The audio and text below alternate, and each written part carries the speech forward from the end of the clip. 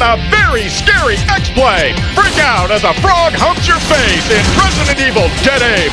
Tremble at Silent Hill 3. And scream all you want during the third installment of Clock Tower. Okay, that's taking it too far. It's game time.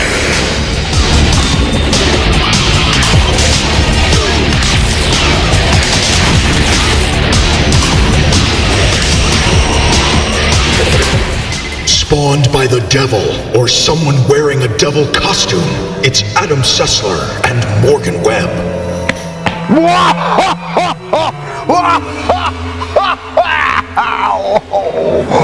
Welcome, children of the night, to this terrifying installment of X-Play. I don't think our target demographic is children of the night. That's more an unscrewed thing. Do you feel a tingle at the tip of your spine? That's the icy finger of fear, friends. Crawling. If someone's finger is the base of the spine, you could maybe sue or prosecute or something, or consult the authorities. I don't think that's right. Morgan, I'm trying to set a mood. Yes, well, it's creepy in a sad forest kind of way. That's the point, except for the sad forest part. But you know what? I really hate being scared. You know that. Remember what happened when I had to review Silent Hill 3? Well, that's right, you're a baby.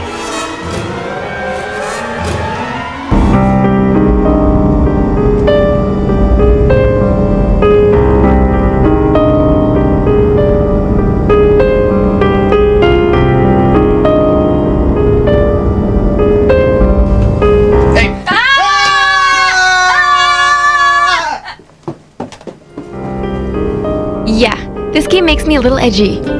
I'm going to Silent Hill. What's in Silent Hill? Time for another trip to the city that sanity forgot in Silent Hill 3. This is Heather, a 17-year-old girl with a shady past and a connection to the titular township. All I know is that things are getting really screwy around here, and I got a weird feeling it's got something to do with me. It does indeed, but I'm not going to spoil that for the viewers. Heather is a refreshing heroine. She's not a ninja trained in special forces combat or some kind of secret agent. She's just a typical teenager complete with typical teenage apathy. I'm a detective. Well, nice talking to you. For God's sake, all she wants to do is go to the mall, like any teenager. She goes to the mall, all right, and the mall goes straight to hell. Your best bet for survival in Silent Hill 3 is avoiding danger rather than shooting it to death. Heather isn't a whiz with guns, and she'll never be mistaken for a master samurai. She's also rebellious enough that she won't do everything you tell her to. Forget it. This is way too gross. I'm with her. Whatever's in that dirty toilet can't be that important. Who would even think of doing something so disgusting? Unlike typical survival horror games, Silent Hill 3 is rife with questions of religion, belief, and destiny. You will birth a god and build an eternal paradise. In fact, both you and Heather will spend a lot of time without any real idea of what's happening. If I knew that, I wouldn't be so confused, would I? By the end of the game, though, all your questions about Silent Hill will be answered. The game connects up with the rest of the series in many ways, and you'll recognize locations and themes from previous Silent Hill games. What's the deal with Silent Hill anyway? It used to be a nice, quiet little town. Hey, learn to adjust, Sam Spade. One thing that hasn't changed is the control. There are no special advances in core gameplay mechanics, and it works just fine. I do appreciate the new and improved arsenal, especially the submachine gun. Silent Hill 3 is a truly disturbing and frightening experience.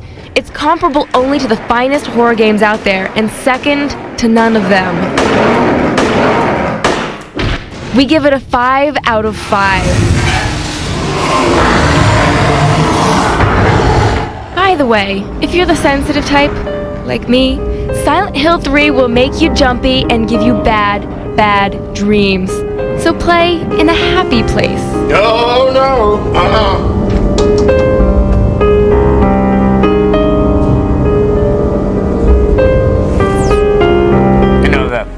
swear Morgan Science, it's still on the door at the game lab. Well, you scream playing Mobile Light Force 2. Who wouldn't? All right, now kids, feast your eye on a game that can only exist in a dark world of cross-licensing. Behold, if you dare, my favorite scary game of all time. Here's my tour of Aliens versus Predator 2.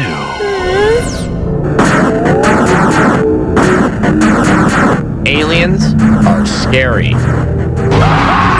But the aliens of, well, aliens are the scariest. The developers of Aliens vs. Predator 2 knew this, and they wield this instrument of terror like a Stradivarius. Taking a cue from Jaws and, well, Aliens, you don't see your mucus-covered adversaries for a little while. Hey, it's a boat! But when you land, you quickly realize that things are not too good. You see, people should have skin, people. Blackwell, report. Things are really f***ed up. Oh, what's that sound? Oh. Harrison, scout ahead. Nope, there's no aliens here. That's not good, though. Oh, wait, maybe here where it's really dark and menacing. Ah, my motion detector's going off. Oh, okay. No aliens. Go in this room. What's that noise? Maybe it's a badger. Aliens. Shoot. They're everywhere. Oh my god, they're everywhere. Oh. Shoot. That's pretty much the experience of playing this game. It's as tense as my colon after a crawdad festival.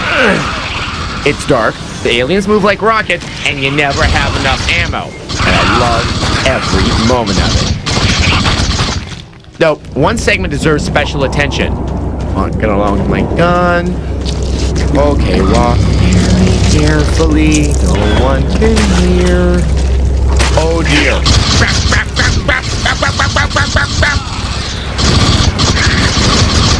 I love this. Play that game and like the whole time you're just, oh my god, what's killing me? What is killing me? Yeah, the game was scary. Except when you screamed. That was amusing. Well, we'll be seeing many more scary games in this episode, so Morgan, what is your favorite scary game? I don't have one because I don't like scary things, which is why I don't want to play AVP2, and I don't want to review the sequel. They made one, didn't they? Oh yeah, they did. They made it. They made it into a freaking real-time strategy game, which we gave A 2 out of 5. Coming up, the crew of X-Play spends a night on the town. Look into the face of terror, and you'll see Adam Sessler and Morgan Webb playing their Game Boys. I'm scything with my scythe. Welcome back to the Chamber of Lost Souls we call X-Play. I thought we called the viewer mailbag the Chamber of Lost Souls. No? My lovely co-host may be trying to break the dark spell I'm weaving, but nothing can shake me from my black purpose to show you freakish, scary gaming wonders like Resident Evil. You're starting to look a little freakish and scary yourself over there. Oh, I stopped taking vitamin C. Oh, I can see that. Okay, the remake of Resident Evil on the GameCube had sharks and fast-running zombies, and those both freaked me out. Now, the Umbrella Corporation's dark secret has staggered onto the PlayStation 2 for one last bite. Okay, well here's our review of Resident Evil Dead Aim. Adam!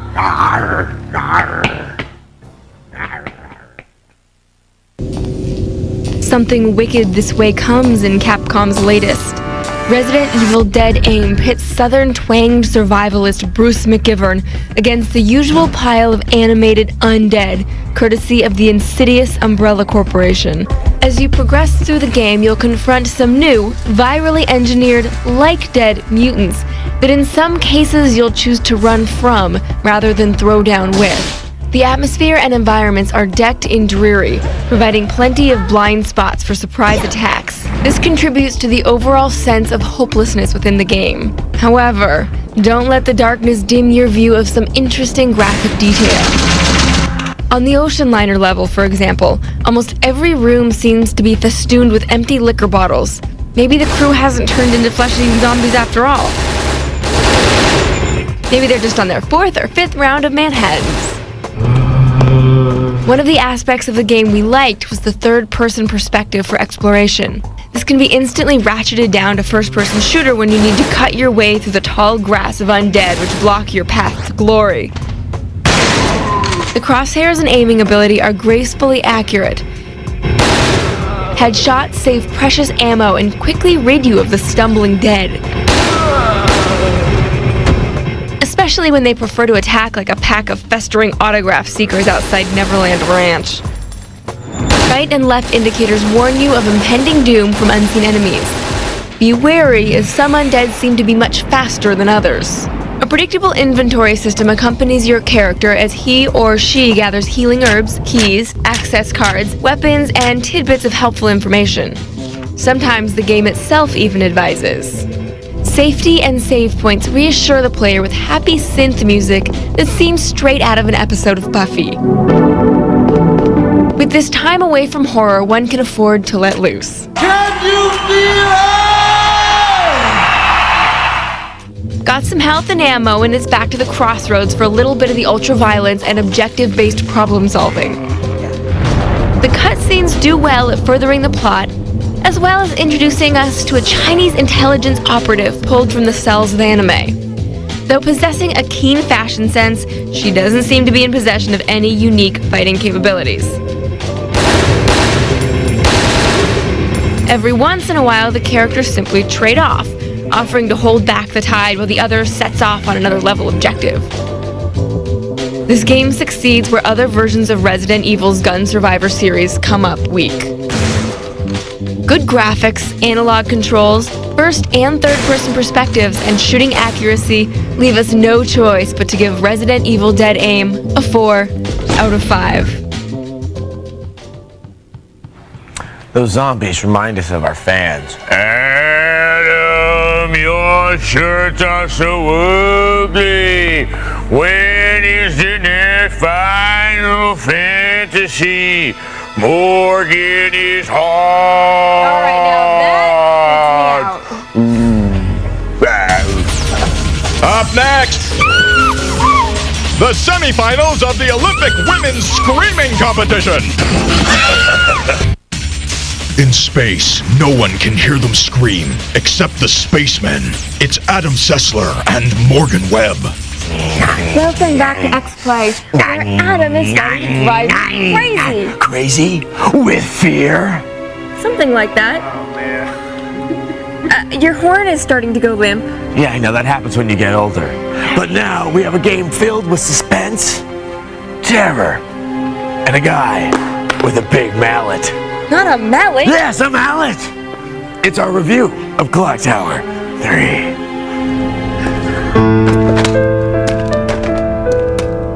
Here's the recipe for your basic horror video game. Creepy monsters. An Uncle Fester lookalike. And a big mansion.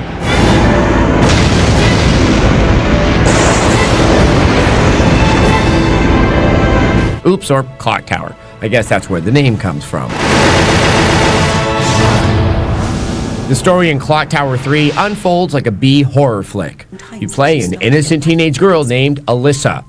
Aren't they always innocent in these things? While she's away at boarding school, Alyssa receives a letter from her mom.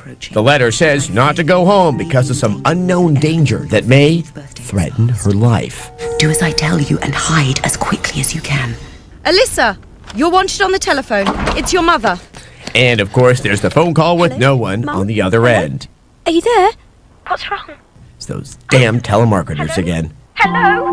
Mum? Like a moth to the flame, Alyssa races back home, only to find the house empty. Well, maybe not completely.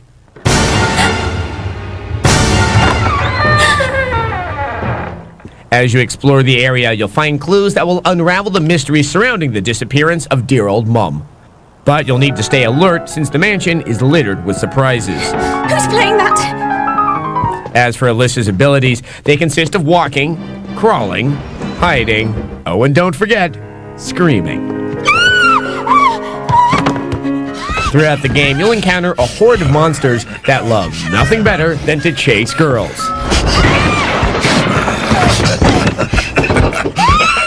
The best course of action is to run away, but they always seem to be one step ahead. Unfortunately, you're played with shoddy controls. Much of this is due to the camera angles, which seem to work against you in tight spaces.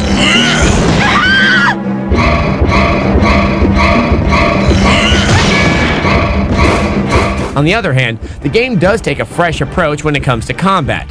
Your main weapon is holy water. It ain't a rocket launcher, but it gets the job done. One of the unique features in Clock Tower 3 is the panic meter. The meter rises if you're under attack or if you sense danger close by. Once it fills up, you'll have no choice but to stop and tremble in fear. Snap out of it and run, you wuss!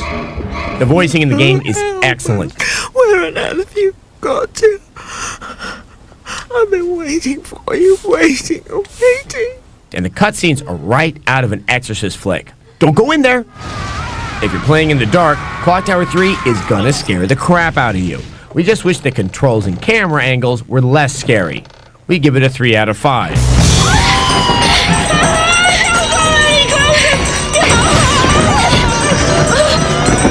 I told you not to go in. Alright, I'm scared and I want to go home now. Adam? Adam? What? Adam? What? Sorry, it's beaver teeth. Beaver teeth? Yeah, beaver teeth. They were out of vampire teeth at the store, and then I saw that they had beaver teeth. When you see beaver teeth, you gotta get beaver teeth. Here, hold this for me.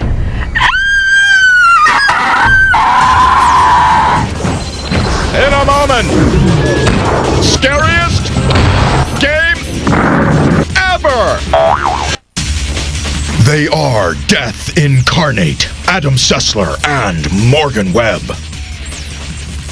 Welcome back to the last rung in the ladder of terror.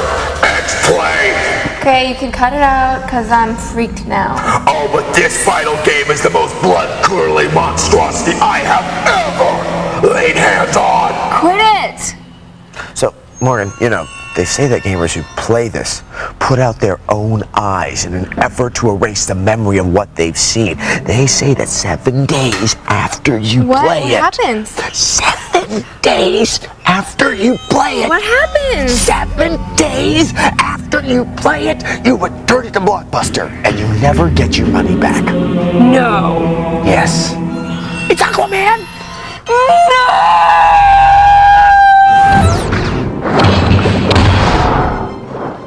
This is Aquaman. Doesn't look like Aquaman to me. This is Aquaman. You know, the Luke Skywalker boyishness, the tasteful scaly orange mixed with the industrial green of his gloves. This guy, he's got a blonde mullet and a claw hand. What happened? A horrible disaster at a Skynyrd concert? Now, if you think the Fishman looks bad, check out the game. You swim and you fight. Swim more, then fight. That's it, and it still barely works. Reminds me of another famous superhero game, the Abominable Superman 64. Looks like the Man of Steel's got a buddy. Now we all know that Aquaman's superpower is that he can talk to fish. Look what happens when the concentric circles come out of his head in the game. Oh yeah, that's exciting. Well, I'm not gonna let some stupid game prevent me from a decent Piscean human discourse. Meet Slippy. He's my new buddy that I took around my hometown. Slippy and me became fast friends. He loved the view. Which is more than I can say for the graphics in Aquaman. The word I like to use is dull. The only effort seems to have been put into Aquaman's golden, flowing mullet. And these are what pass for cutscenes. Comic book panels without sound, but you can add your own. Arthur, you must stop him. You cannot allow this man to continue to attack Atlantis or us. He will not of that, you can be sure. Slippy and I had far better conversations. We talked about his life in the ocean and even called some family. As I said before, virtually all you do in Aquaman is fight bad guys. Sometimes to deactivate bombs, and other times to rescue these Tom of Finland rejects. You'd expect then that the combat might be half decent at least. This is the highlight. The controls are mushy, and some combos require an absurd amount of memorization. Not that it matters. Just hit some buttons, move on, hit some buttons. There are some sub-levels to break things up. The best way to describe them is imagine something fun, then take away the fun part. Speaking of fun, Slippy and I were having a blast until we went to the wrong part of town. After that, he started to act surly. I think he had too much water. No. Aquaman is one of the worst games to come out this year. It has just enough elements to qualify as a game and no more. There is not one interesting aspect of this title to even warrant a rental. Aquaman, the fight for Atlantis, sleeps with the fishes. A 1 out of 5. Oh, and Slippy, well, he made some comment about my hair. I made a comment about deep fat fries and big appetites. Amazing. Such a bad game could make for such a great day. That was horrible. It was the scariest game yet, and I don't know where Adam is. But he seems to have left me some fish and chips.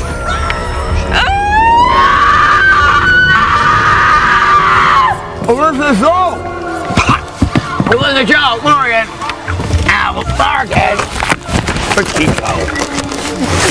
Morgan, it was a joke.